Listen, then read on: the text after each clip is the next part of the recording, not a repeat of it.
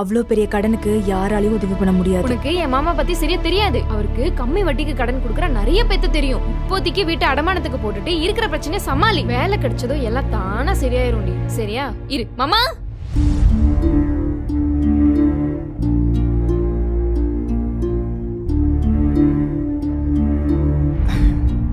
நீங்க கவலைப்படாதீங்க. எனக்கு தெரிஞ்ச ஒருத்தர் இருக்காரு. அவர் இந்த மாதிரி விஷயத்துக்குலாம் நிறைய ஹெல்ப் பண்ணுவாரு. ஒரு நிமிஷம் இருங்க. இதுல ஒரு நம்பர் இருக்கு. நீங்க கால் பண்ணி என் பேர் சொல்லுங்க, அவர் பாத்துப்பாரு. தேங்க்ஸ்ண்ணா, நான் உங்ககிட்ட கண்டிப்பா பேசுறேன். தேங்க்ஸ் டி. ஏன் மாமா ஏன்டா இவ்ளோ நல்லவனா இருக்க? என் ஃப்ரெண்ட் அன்னைக்கு உன்னை மளிகை கடைக்காரன்னு சொல்லி அசிங்கப்படுத்திட்டு போனா, இன்னைக்கு நீயே அவளுக்கு ஹெல்ப் பண்றேன்னு சொல்ற. பாத்தியா, அவங்க மளிகை கடைன்னு சொன்னதை நீயும் அசிங்கன்னு சொல்ற. மளிகை கடை வச்சிருக்கேன், அதனால என்ன மளிகை கடைக்காரன்னு கூப்பிடுறாங்க. இதுல என்ன இருக்கு? அது மட்டும் இல்ல, இன்னார் செய்தாரே ஒருத்தல் அவர் நான நன்னயம் செய்து விடல்னு ஒரு திருக்குறள்ல சொல்லியிருக்கு. அவ்வளவுதான் வாழ்க்கை. புரியுதா? வேலையை பாரு.